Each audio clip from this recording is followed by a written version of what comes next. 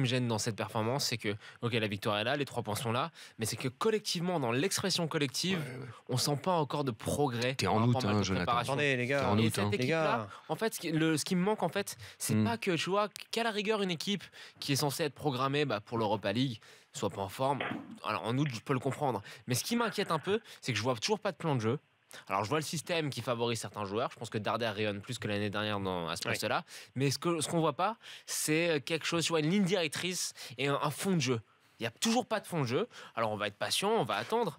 Mais quand on prend un peu le passif de l'année dernière de cette équipe-là avec ce coach-là... Comment t'as trouvé Touzard ce soir? Très, très bon. Et Darder?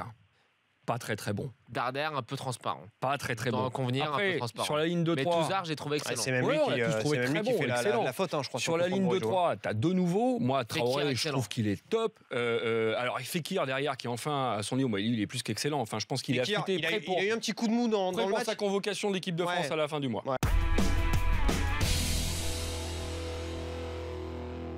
Quand tu regardes la physionomie de la rencontre, Nice aurait pu gagner, il leur a manqué du réalisme, il leur a manqué aussi de se créer des opportunités, des occasions dans les 20 derniers mètres. Et je trouve que le Tunisien Srarfi, qui est pas emmerdé avec un ballon, mais qu'est-ce qu'il a gâché, notamment à un moment donné où il est parti tout seul, mais il avait un décalage. Mais Saint-Maximin, il a déposé son latéral à chaque fois. Alors il faisait un truc très simple, il poussait le ballon devant et bim, il courait plus vite.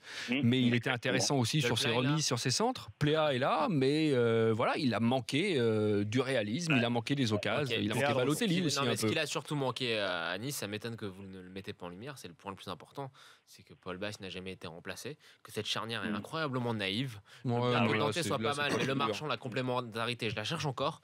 Et les deux, ils ont une charrette qui me semble un peu rédhibitoire au plus haut niveau.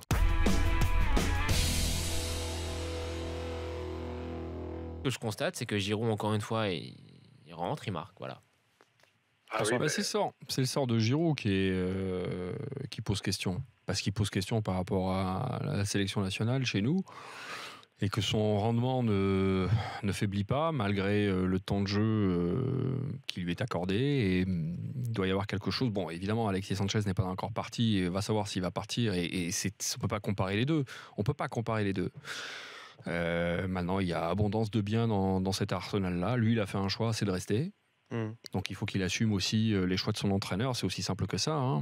Peut-être qu'au mercato d'hiver, s'il en reste là, qu'il n'a pas prouvé, qu'il a la possibilité définitive de gagner sa place et de s'imposer, peut-être même face à un autre Français, qui est Alexandre Lacazette, peut-être qu'il réfléchira différemment en décembre.